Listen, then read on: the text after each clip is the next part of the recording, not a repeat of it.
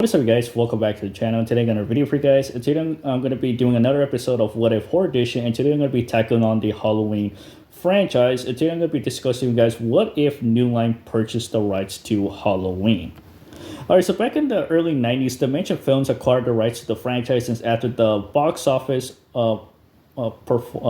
failed box office performance of Part 5, and then after that, Dimension Films ended up acquiring the rights, and then we ended up actually getting Halloween 6, which was a continuation of the Jamie Lloyd trilogy. And then after that, in 1998, we got another film, which was a reboot in which ignored the events of the new trilogy. And then, it was a direct sequel to Halloween 2 and the original. So, and then after that, in 2002, we got another film, which was Halloween Resurrection. And then the series got a remake. And then after that, Trendcast ended up acquiring the rights to the franchise, and then we ended up getting in what's called reboot in 2018, which was titled Halloween. And then after that, we ended up getting two sequels with Halloween Kills releasing last year, and then this year we ended up getting Halloween Ends, which kind of had mixed reactions, but it was whatever. But going back, what if New Line Cinema actually acquired the rights to Halloween? And alongside we're actually going to be discussing that. We're going to be discussing about that. So let's go and dive in. So here we go.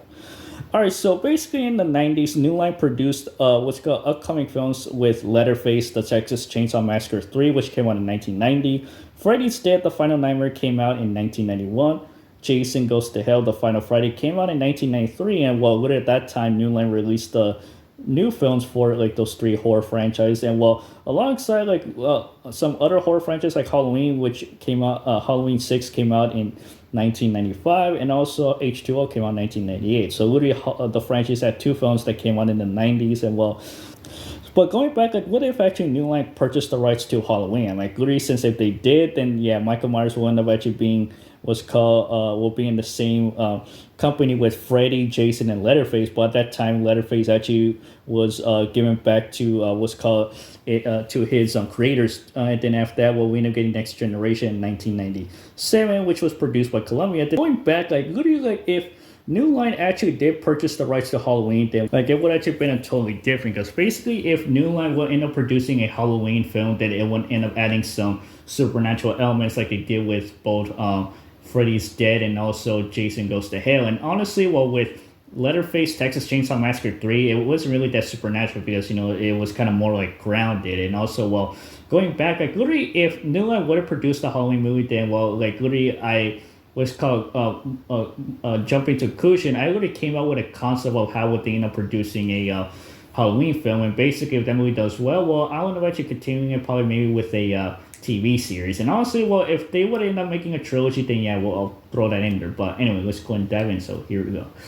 Alright, so starting off, starting off with the concept that came up with New Line's Halloween, or aka Halloween 6, actually been totally different. Because basically for this new entry that's produced by New Line, it will end up actually adding some supernatural stuff that that was used in the Nightmare movies. And going back, yeah, I decided to go and add the supernatural abilities that Freddy had in the Nightmare movies. And yeah, literally you guys already gonna know is that in this new Halloween movie that's produced by New Line, Michael Myers is gonna have dream powers. Yeah, I know that kind of sounds silly, but hey, literally, I know you guys are gonna say if Michael is actually in the same universe as Freddy and Jason, literally, how would he have supernatural abilities? I'm anyway, literally, for this concept I actually came up is that literally, if in the film, which is actually gonna be titled called Halloween Michael's Nightmare, and yeah, that's the title I came up with, so whatever. But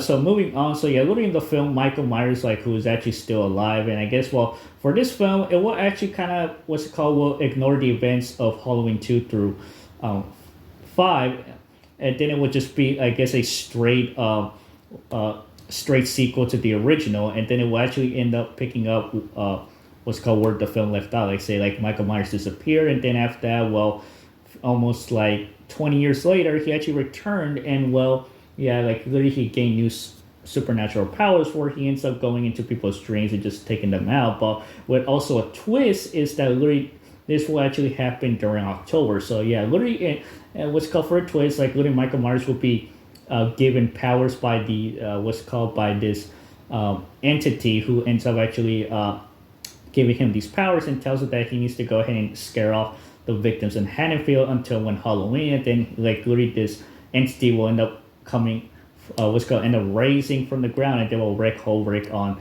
the town, and then he decides to go ahead and use Michael Myers as his henchman. So yeah, and literally that right there kind of seems similar to Freddy vs. Jason, where Freddy ends up rising up Jason to go ahead and scare off the teenagers in Springwood. So yeah, literally I'm used like literally this concept is kind of similar to that, but moving on. So literally in the film to go into his victims' dreams and just terrorize them, and then also he has the ability to go ahead and like literally this is gonna sound crazy. He could go ahead and shapeshift, kind of similar to Freddy, and then after that he also had the ability to go ahead and disintegrate his victims, and yeah, like literally like a lot of like supernatural stuff. And alongside towards the towards midway into the movie, we're introduced to our main protagonist, who's actually somehow like he's not related to Michael, but literally she ends up finding out about Michael's escapades, and then she ends up trying to seek help.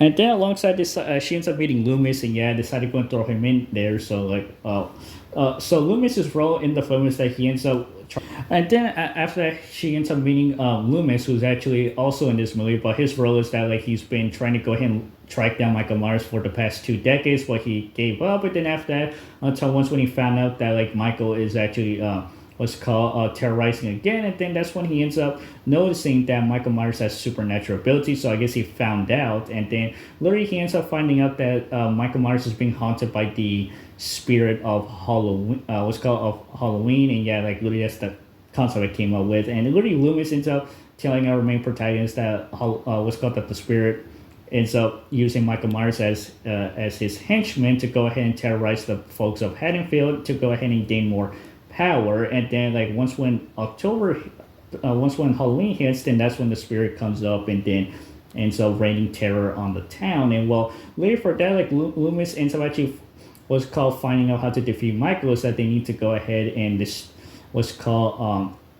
need to go and stop Michael. And then what they did is that they decided to go and head towards the the cemetery where the spirit is actually at. And then once when they encounter him, then they actually try to go ahead and destroy him by throwing, I guess, holy water, whatever. And then after that, they also end up actually, towards the climax of the movie, our main lead ends up actually finding a book, which ends up actually showing off how to defeat the spirit. Then after that, she ends up actually reading the words in the book, and the spirit ends up actually disappearing. And then Michael ends up actually gets drawn out of his abilities, and he's just stuck as kind of just a he's actually stripped away from his powers. And then after that, Loomis confronts Michael, and then they end up actually getting the best part is that Loomis ends up getting into a fight with Michael, but he ends up losing because of a stroke. And then after that, our main lead ends up shooting Michael, and then he actually falls into a grave. And then that's kind of pretty much it. And then towards the ending of the movie, Loomis somehow survives, and then after that, our main lead also survives, and then the movie ends where Michael is actually still alive. So yeah, there you have it, guys. So literally that's the concept that came up for Halloween, or aka Michael's Nightmare. And also, yeah, like literally that kind of sounds, whatever. Like it's actually a pretty interesting concept I came up with. And also for that, for the rating for the movie, if everybody enjoyed, the film and also New Line's take on Michael Myers, then the film would actually done pretty well. Maybe would have got maybe a 70 or 80% or somewhere around there. Then for the audience score, literally probably must have gotten a higher audience score. And for the box office, it would have made probably close to like maybe around $80 or $90 million. And then after that, the film will end up becoming a hit. And then New Line will end up continuing their Michael's story. And for that, I decided to go ahead and throw in probably a new trilogy, like maybe Michael could get a trilogy, and then basically for those films, like which is part 7 and part 8, basically those films could actually end up going into the how can I say, like literally I decided to go and take the Hocus Pocus route. And yeah, literally it kind of sounds whatever, but I decided to go and take that route. And for those 2 films, Michael will end up actually waking up to go and terrorize the folks of Haddonfield. And then the leads for those 2 films, they will end up finding a way how to defeat Michael. So yeah, literally that will be the plot for those 2 films, which is part 7 and 8. But going back to the TV series, I will end up actually All right, so going back, so if New Line would end up actually releasing the film, then it would end up actually coming out in 1994, which would be a year after the Final Friday. So yeah, I would end up placing in 1994. And for the other uh, sequels, I would end up actually placing Part 7 in 1996, and also Part 8, which is actually in 1998. So which would be the same year as Halloween H2O. And then, well, so anyway, moving on. All right, and then also going back, well, looking for the Halloween TV series, it will probably be taking place after Part A, and then it will end up taking place in the what's called, I guess, in the same year as Halloween Resurrection, which literally I found out that it took place in 2001, so I'll place it there. And then, well, literally I decided to go ahead and take the plot from Resurrection, where what's called this group of college students will end up actually encountering Michael, and then, well, literally I decided just to go and use the same plot from Part what's called from Resurrection. So yeah, but anyway, moving on.